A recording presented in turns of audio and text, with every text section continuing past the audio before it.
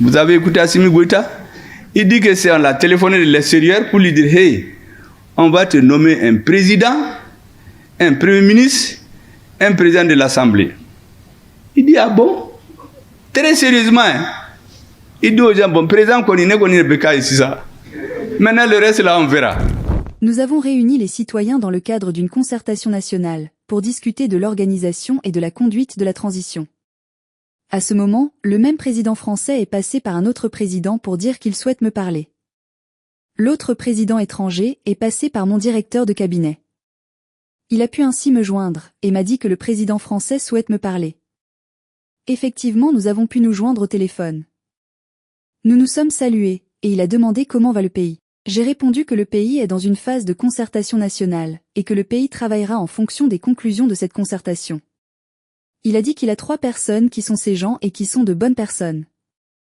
Un peut être le président de transition, et un autre peut être le Premier ministre. Il a demandé si je peux seulement sortir pour faire une déclaration dans laquelle communiquer les noms du président et du Premier ministre afin de formaliser tout ça. J'ai répondu, cela est hors de question. Les citoyens sont en concertation. Quand ils finiront, nous travaillerons en fonction de ce qu'ils décideront. Je me souviens ce jour-là, il m'a dit d'être compréhensif.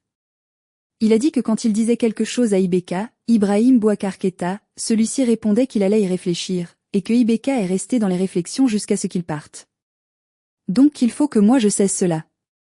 J'ai répondu, non, cela est hors de question. Les citoyens sont en concertation. Quand ils finiront, nous travaillerons en fonction de ce qu'ils décideront.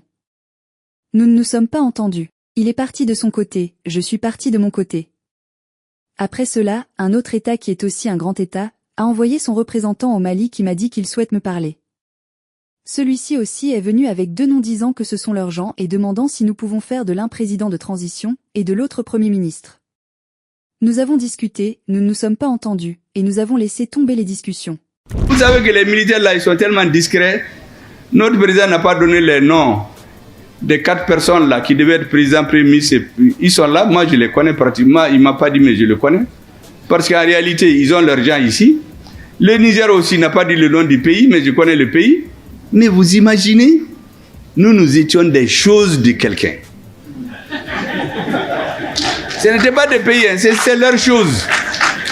Même quand vous voulez parler avec nous, ils vous disent que vous ne pouvez pas. Vous savez que moi j'ai été dans une mission à l'extérieur, dans un pays. Vous savez ce qu'ils m'ont dit? Il y a un prince que j'ai rencontré. Je lui ai dit que tu sais, nous, moi je suis venu chez vous, sinon dans notre population on pense que vous êtes les amis des Français. Ah, il me dit, tu sais, nous on nous a dit que pour parler aux Africains là, il faut passer par eux. C'est-à-dire quand tu veux parler au Mali là, tu vas dans ces pays là, s'ils veulent parler au Mali, il faut qu'ils aillent à Paris pour qu'on leur dise comment il faut parler aux Maliens. Parce que le Mali c'est la chose des Français. Vous imaginez dans quel état on était? Et tous ces dirigeants que vous voyez cravatés, ils font du gros français au Beba ou Yibo dans les avions, ils étaient tous là-dedans. Abbé, des vauriens qui font des années là-bas à échouer dans les classes. Ils vont dans les bibliothèques pour étudier les formules latines là, venir nous impressionner. Ah, mais tu vas pour Kafode, Kassoro Foy. Il y a Foy, il ne peut pas leur dire non. Si on leur dit de s'asseoir, ils s'assoient. Au lieu de se lever, ils se lèvent. Quand il vient en Afrique, il fait du bruit. Quand on va là-bas, on le tape sur les épaules. Ça, ce n'est pas des présidents. Ces présidents-là, c'est fini au Mali. C'est pour mettre fin à ce système-là qu'on essaie de diaboliser nos présidents. Et vous ne devez pas accepter. Si ces présidents, par l'âge, par décision personnelle, ne sont pas là demain, le flambeau, vous devez le tenir. Les jeunes, les filles, une nouvelle race d'hommes politiques pour libérer l'Afrique définitivement.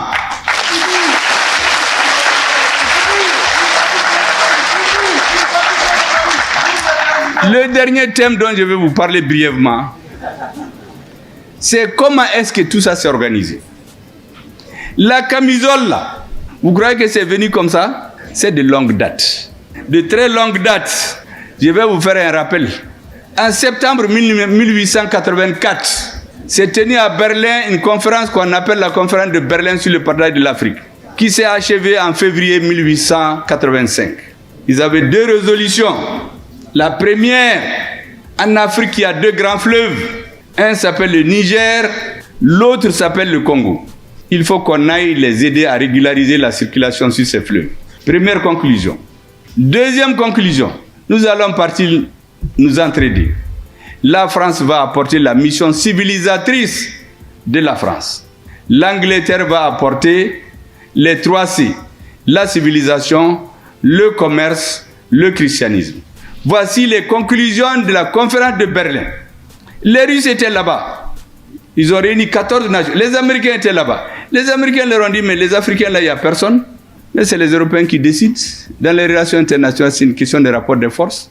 Le roi de Belgique, on lui a donné le Congo comme propriété privée. La route Congo-Océan, là, ils ont tué plus d'1 million de Congolais pour construire la route. Mais aujourd'hui, ils disent que c'est eux qui ont civilisé les Congolais. 1 million, ils sont venus. Une fois qu'ils se sont installés, on a oublié le fleuve Niger, on a oublié les 3 C, on s'est mis à tuer les gens, à faire la guerre, coloniser, opposer les gens, retirer les richesses.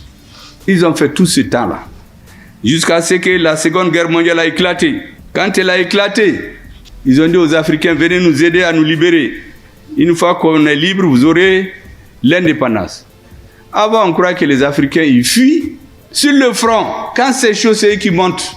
C'est eux qui cherchent les serres à canon. On a compris que c'est des hommes qui sont braves. Quand la guerre est finie, les plus braves, on les a orientés quelque part pour les faire disparaître tous. Pour qu'ils n'aillent pas expliquer les choses à leur peuple.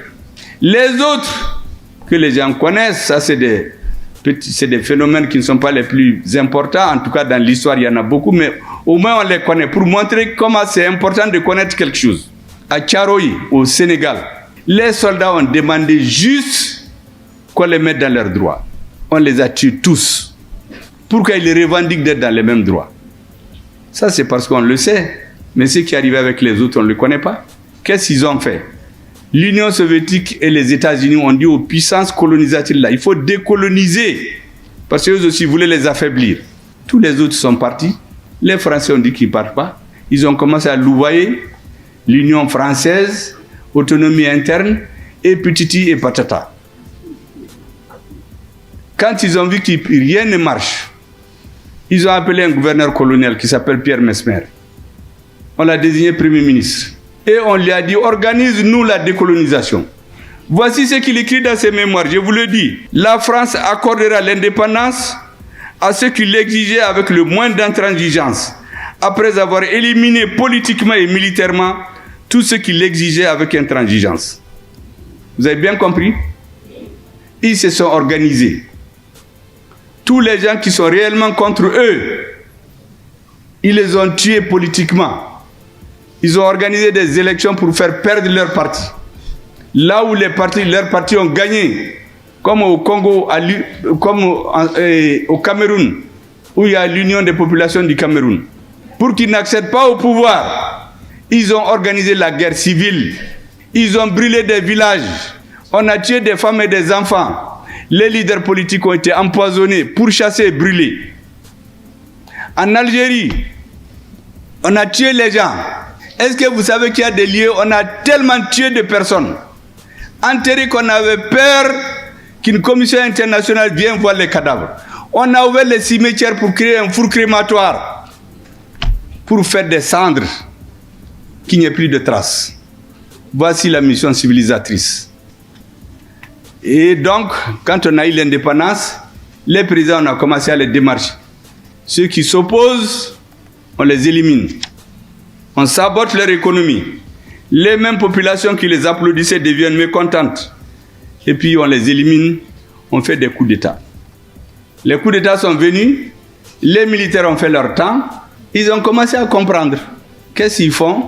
Les ressources financières des pays qui viennent de la vente du coton, du cacao, de l'or, on appelle ça les termes de l'échange. Ils divisent par 2 ou 3.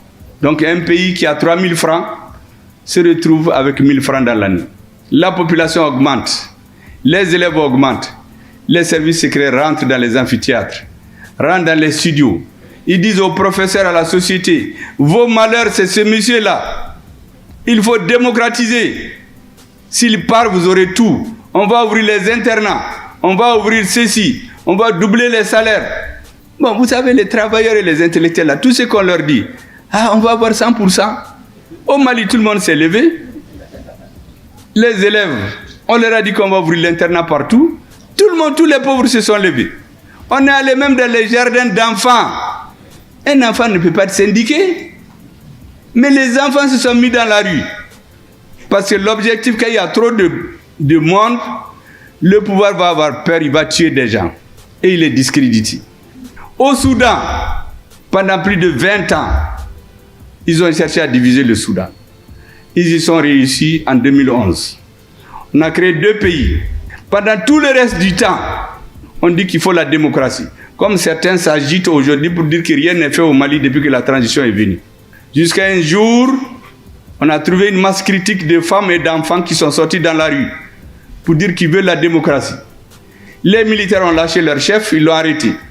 Ils ont fait un gouvernement d'union militaire-civile pendant 1-2 ans. Ils ont retiré tous les civils. Les militaires, ils les ont poussés. Regardez le Soudan maintenant. Les gens qui parlaient de démocratie, ils sont tous morts. D'autres ont fui. C'est les militaires qui sont en train de se détruire. Ils ont détruit leur pays. J'ai fait cette parenthèse pour dire que quand les militaires ont compris ça, ils ont dit que mais ces militaires-là, il faut qu'on les enlève. On a dit qu'il faut la démocratie. La démocratie est venue. Dans un pays de 10 millions d'habitants, il y a 200 partis. Mais ça, c'est quoi ça? On a commencé les guerres civiles. Vous avez les guerres au Libéria, en Sierra Leone, ceux qui coupaient les mains là. Mais c'est des chefs d'État africains qui finançaient. Sous le couvert de la démocratie, on a renversé les régimes. Remarquez seulement, tous les pays de l'Afrique francophone que je sais, sans exception, prenez-les. Rwanda, Burundi, Zaïre, Congo, Tchad, Centrafrique, Niger, Algérie, Mali, Côte d'Ivoire, tout Burkina. Dans tous les pays, on a changé le pouvoir après la conférence de la Baule. Il y a eu des coups d'État, des guerres civiles et destruction du système éducatif et du système militaire. On a détruit l'État, on a détruit l'armée, on a détruit l'école. L'étape suivante, les armées étant affaiblies, on dit il faut aller lutter contre le terrorisme. Voilà comment ils font dans nos pays. Merci d'avoir regardé cette vidéo et dites-nous ce que vous en pensez dans les commentaires et on se dit à très bientôt.